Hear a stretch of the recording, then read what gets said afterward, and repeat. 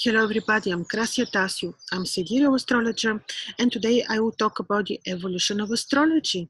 Are there changes in astrology?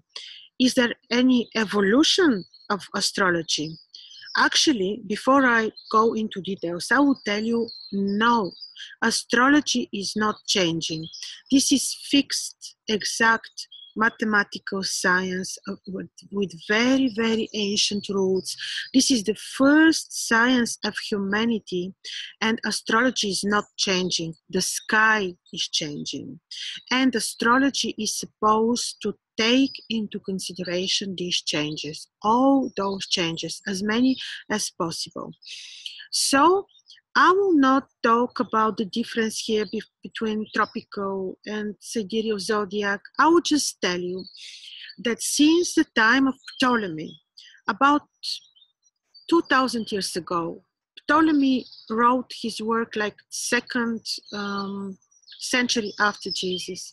The modern astrology is frozen somewhere there, because there when he lived, the vernal equinox was in the 0-degree Aries, and this was copied and pasted until nowadays, and the real movement and of the sky was not taken into consideration.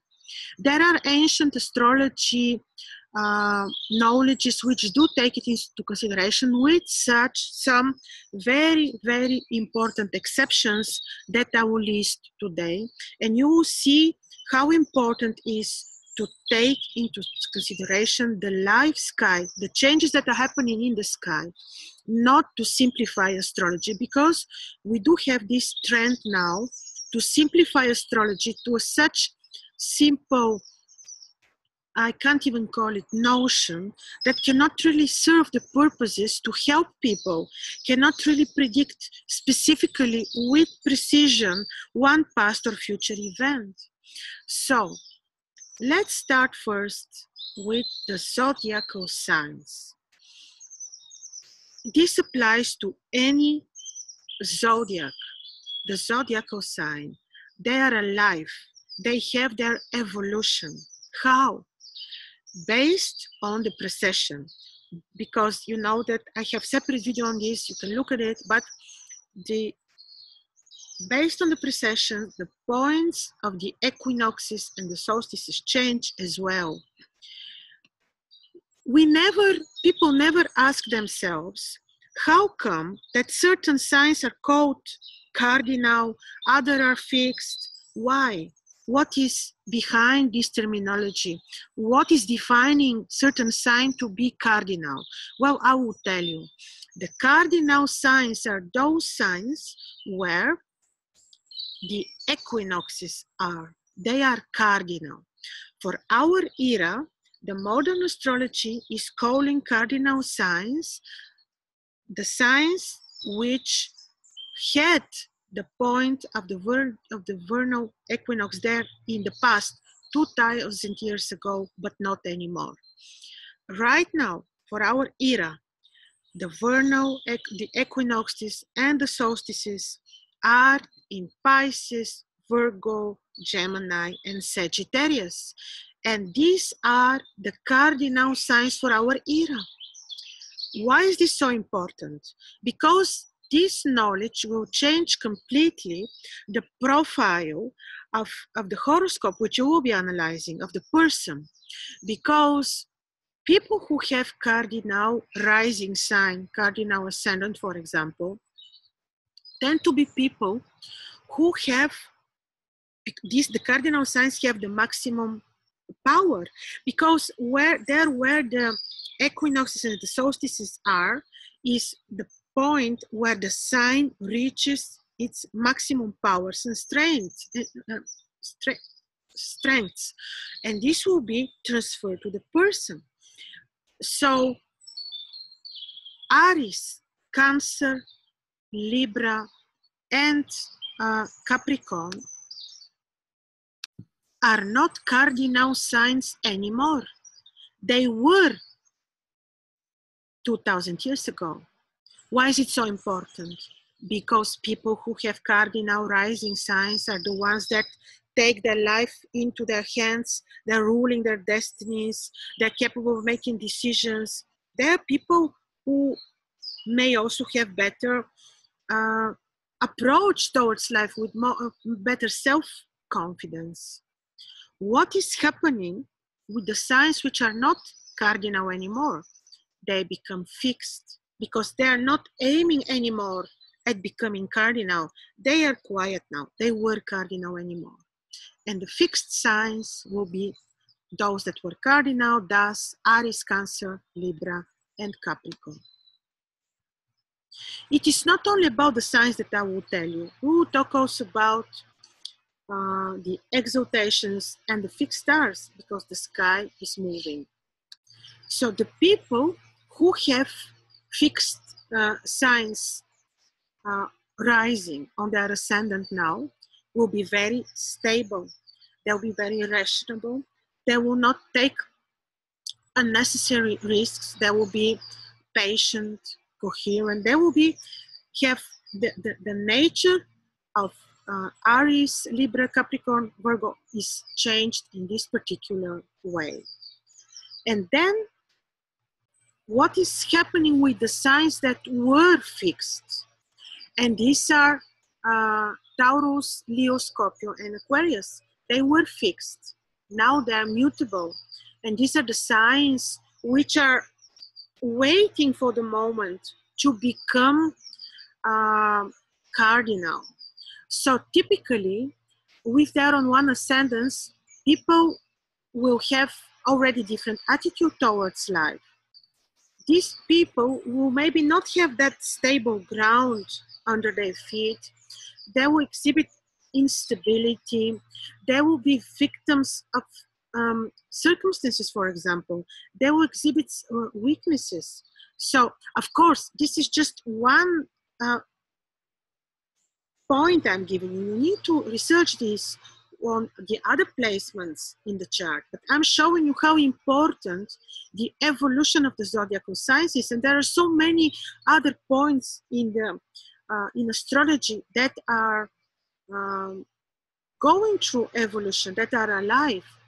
So there is also change in the nature of Taurus, Leo, Scorpio, and Aquarius.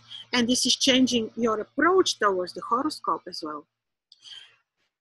What is happening with the exaltation points, and what is actually, do people, especially in modern astrology, ask themselves why? That the moon is exalted in Taurus, why Venus is exalted in Cancer. This is a very, very specific topic, and I will make another video on this, but just give you some details now. In Babylon, where astrology comes from, they tend to make lists of everything. And you see this on the cuneiform tablets. They would make lists of wooden products. They would make ideal, perfect lists of beers, because beer was existing there. They are the authors of the beer. They would make lists of meat foods or anything. They would also make ideal calendar. And we have this ideal tropical ecliptic, which is the prehistorical and the only real tropical ecliptic that can exist in astrology. So they would have these ideal calendars. They would have ideal exaltation points. And all this was based on particular astronomical but also mythological facts. So the exaltation points of the planets, moon in Taurus, sun in Aries, and so on, are the exaltation points which were typical for the era 9000 BC, 9th century before Christ, where we had the so-called, one of the periods, of course, golden era of astrology. And these particular degrees are sidereal, and they by no means can apply to the tropical astrology. And they are sidereal because very easily this can be traced back historically, and there is enough research done on this. And you will see that these degrees can work and comply only with the astronomical or sidereal astrology. So the exaltation degrees are the ideal degrees, because at that time, 900 years BC, these were the exaltation points, the ones that we know now: Moon in Taurus, Sun in Aries, Mars in Capricorn, Venus in Pisces, Jupiter in Cancer, and Saturn in Libra. So these points are ideal. They always work. They are ideal. They are on the ideal list of the Babylonians based on astronomical and mythological factology. But there is also another stuff here, and it is that there is exaltation, and there are exaltation points based on the contemporary, the everyday movement of the life sky, and it is based, the starting point of analyzing the new exaltation points are, again, starting with the point of the vernal equinox. So where is the vernal equinox for our era? It is in approximately in Pisces. So from there we derive the exaltation points of every single planet. The same way was done in Babylon in the past. So the sky is alive, and we need to acknowledge this. Another very important thing I will tell you, we also divide every zodiacal sign by 3 phases or decanates. They also evolve. They also changed. In the Indian astrology, they mention about these very important points based on the rulership of the archons, which are ruling the sky and the time for each one for 45 minutes, and they're the ones that create the stars, so they are very important points. But again, also they go through evolution. Also there we can say that when you start counting and analyzing the phases, you need to start counting from the point of the vernal equinox, and this is so logical.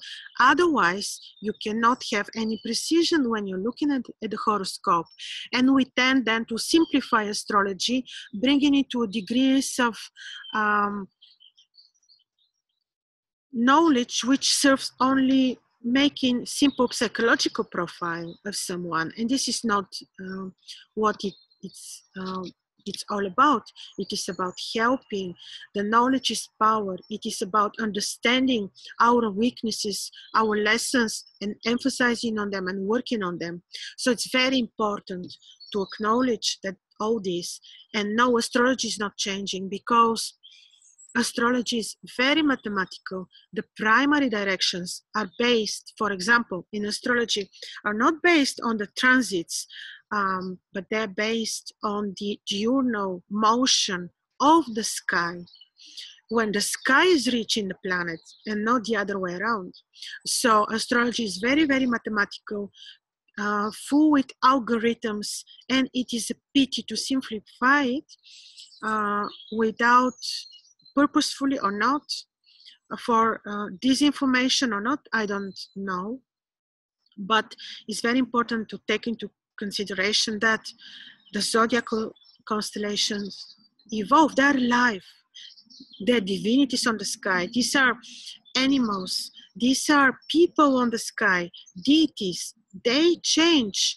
Some get tired of ruling as cardinal rulers, and they become fixed. Others can't wait to become cardinal, and so on. There is evolution up there. The fixed stars, though, they do not move. They are fixed. Like, I think that if, for example, Aldebaran, the royal star of in the eye of the bull in the 15 degrees Taurus, if this star 5,000 years ago was in this particular degree and was like the starting point of the fixed Babylonian sidereal zodiac, now this star is also there. So the stars do not change their position. Their evolution is most probably different. Like this can be seen through observation, because the real astrology is also about observation and seeing how the colors and the energies of the stars will change. But certainly we need to observe, we need to take into consideration that everything is alive around us. And yes, with this I'm completing this video. Your comments will be appreciated. And also if I missed some other point of evolution in the sky, that could be that I missed something, that maybe I've forgotten detail, don't hesitate to remind me. This will be kind. So thank you.